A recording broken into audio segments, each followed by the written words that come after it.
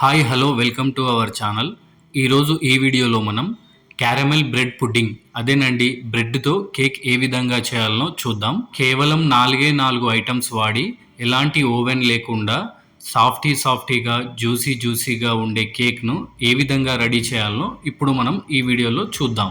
ఇందుకోసం ఒక 5-6 బ్రెడ్ స్లైసెస్ను తీసుకొని వాటికి 4 వైపులా ఉన్న బ్రౌన్ కలర్ ఎడ్జెస్ని అయితే కట్ చేసి తీసుకోవాలి. ఆ తర్వాత బ్రెడ్ను చిన్న ముక్కలుగా కట్ చేసుకోవాలి.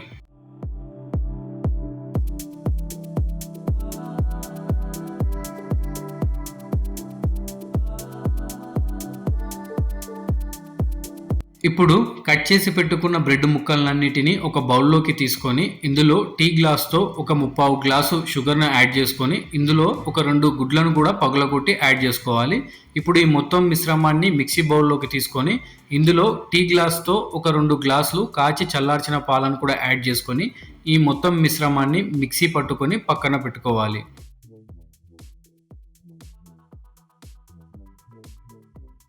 ఇప్పుడు స్టవ్ వెలిగించి స్టవ్ పై బౌల్ పెట్టుకొని అందులో టీ గ్లాస్తో 1/2 గ్లాస్ షుగర్ని యాడ్ చేసుకొని కొద్దిగా వాటర్ను పోసుకొని చక్కగా కలుపుతూ అడుగంటకుండా క్యారమిల్ని అయితే రెడీ చేసుకోవాలి.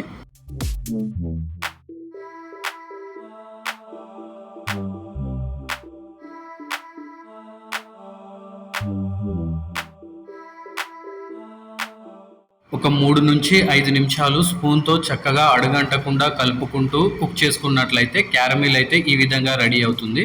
ఇప్పుడు ఈ క్యారమిల్ మిశ్రమాన్ని ఒక టిఫిన్ బాక్స్లోకి పోసుకొని సమానంగా పరుచుకోవాలి.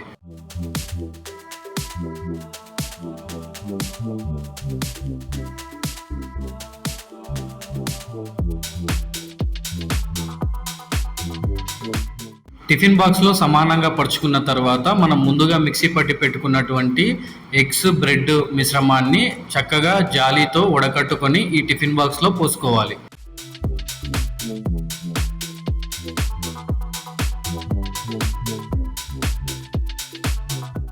ఇప్పుడు దీన్ని ఆవిరిపై ఎలా ఉడికించాలో చూద్దాం. ఇందుకోసం స్టవ్ వెలిగించి దానిపై బౌల్ను పెట్టుకొని అందులో ఒక గ్లాస్ వాటర్ను పోసుకొని వీడియోలో చూపించిన విధంగా ఒక స్టాండ్ పెట్టుకొని దానిపై టిఫిన్ బాక్స్ ఉంచి ఒక 25 నిమిషాలు మీడియం ఫ్లేమ్ మీద మూత పెట్టుకొని ఉడికించుకోవాలి.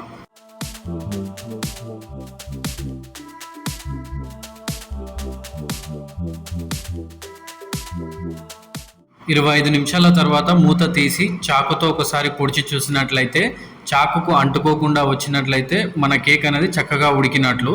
కొద్దిగా చల్లారిన తర్వాత బౌల్లో నుంచి టిఫిన్ బాక్స్ను బయటకు తీసి టిఫిన్ బాక్స్కు అంటుకొని ఉన్నటువంటి కేక్ యొక్క ఎడ్జెస్ను చాకుతో చక్కగా కట్ చేసుకొని ప్లేట్ పై తిరిగేసినట్లయితే మన ఎంతో టేస్టీగా ఉండే క్యారమిల్ పుడింగ్ కేక్ అనేది తినడానికి రెడీ అవుతుంది. దీన్ని ఒక 5 నిమిషాలు ఫ్రిడ్జ్లో ఉంచుకొని ఆ తర్వాత తిన్నట్లయితే సూపర్గా ఉంటుంది. కేవలం 4 ఇంగ్రీడియంట్స్ ఉపయోగించి చేసినటువంటి ఈ క్యారమిల్ పుడింగ్ మీకు ఏ విధంగా అనిపించిందో ఒకసారి కామెంట్ చేయండి. సింపుల్గా టేస్టీగా జ్యూసీగా చేసినటువంటి ఈ క్యారమిల్ పుడ్డింగ్ మీకు కూడా నచ్చినట్లయితే మీరు ఒకసారి ట్రై చేయండి. ఇలాంటి మరిన్ని వీడియోల కోసం మన ఛానల్ని సబ్స్క్రైబ్ చేసుకోండి. Thank you for watching.